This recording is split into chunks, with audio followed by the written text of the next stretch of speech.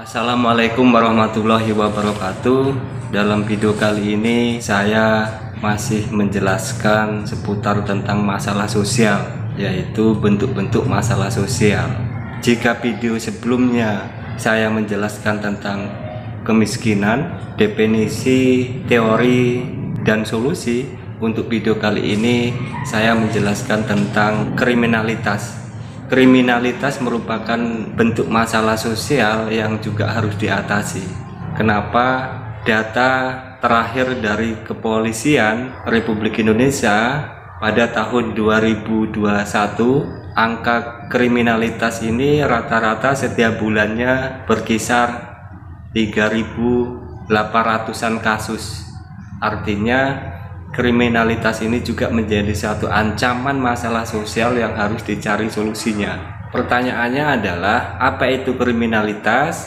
Akan saya jelaskan dalam video kali ini. Kriminalitas itu pelanggaran terhadap norma hukum. Norma hukum ini tertulis, bentuknya, produknya adalah undang-undang. Artinya pelanggaran terhadap undang-undang yang ada di negara kita itu disebut dengan kriminalitas. Misalnya apa? Pencurian, narkoba, pembunuhan, korupsi, pelanggaran lalu lintas misalnya, seperti itu.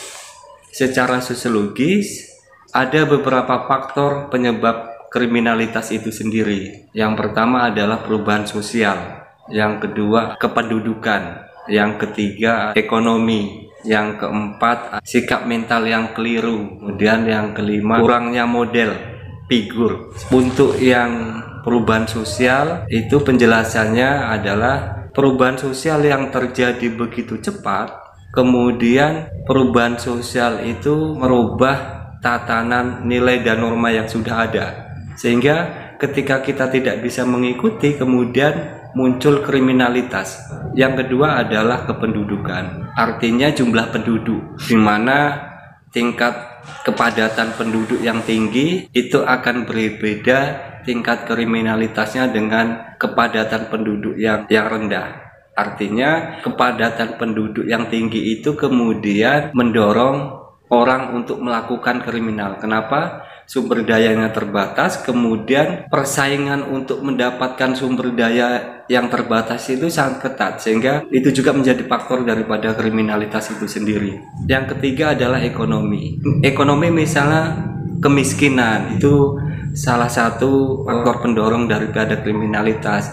Kemudian pemerataan yang tidak seimbang, tidak adil, ada diskriminasi kebijakan, itu juga menjadi pendorong daripada kriminalitas itu sendiri. Yang keempat, sikap mental yang keliru.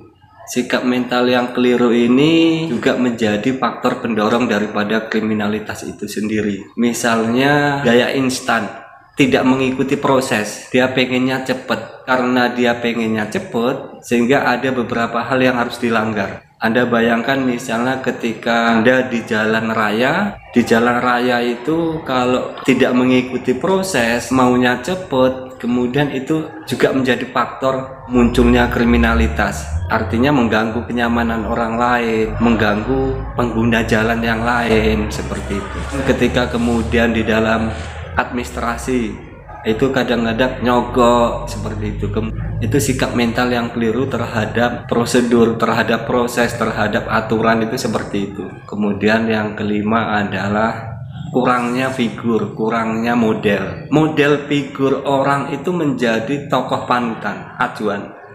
Ketika kemudian jarang sekali orang-orang yang menjadi tokoh acuan, orang-orang menjadi hebat, orang-orang yang mentaati nilai, mentaati norma, tidak melakukan pelanggaran, itu menjadi figur.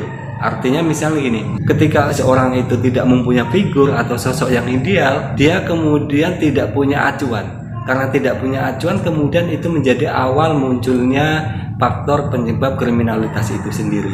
Kemudian bagaimana pencegahan kriminalitas ini? Karena kriminalitas pada hari ini itu juga menjadi satu ancaman yang selalu ada di sekitar kita, di lingkungan keluarga, di lingkungan sekolah, di lingkungan masyarakat. Lalu kemudian bagaimana cara mengatasi kriminalitas? Di dalam sosiologi itu ada dua cara. Pertama preventif, yang kedua represif. Untuk yang preventif itu mengatasi kriminalitas sebelum kejadian, artinya dia mencegah. Bentuk kegiatannya adalah sosialisasi misalnya. Itu kenapa kemudian di sekolah-sekolah itu ada sosialisasi tentang narkoba, atau misalnya di masyarakat ada pelatihan hukum, ada sosialisasi hukum. Itu adalah bentuk-bentuk preventif. Kemudian untuk yang represif itu adalah pencegahan ini dilakukan setelah terjadi kriminalitas. Misalnya melalui hukuman. Ketika ada seseorang, kelompok atau siapapun yang melakukan kriminalitas, kemudian diproses secara hukum, kemudian orang atau kelompok atau siapapun itu kemudian mendapat hukuman. Hukuman itu salah satu preventif seperti itu. Demikian, semoga bermanfaat. Assalamualaikum warahmatullahi wabarakatuh.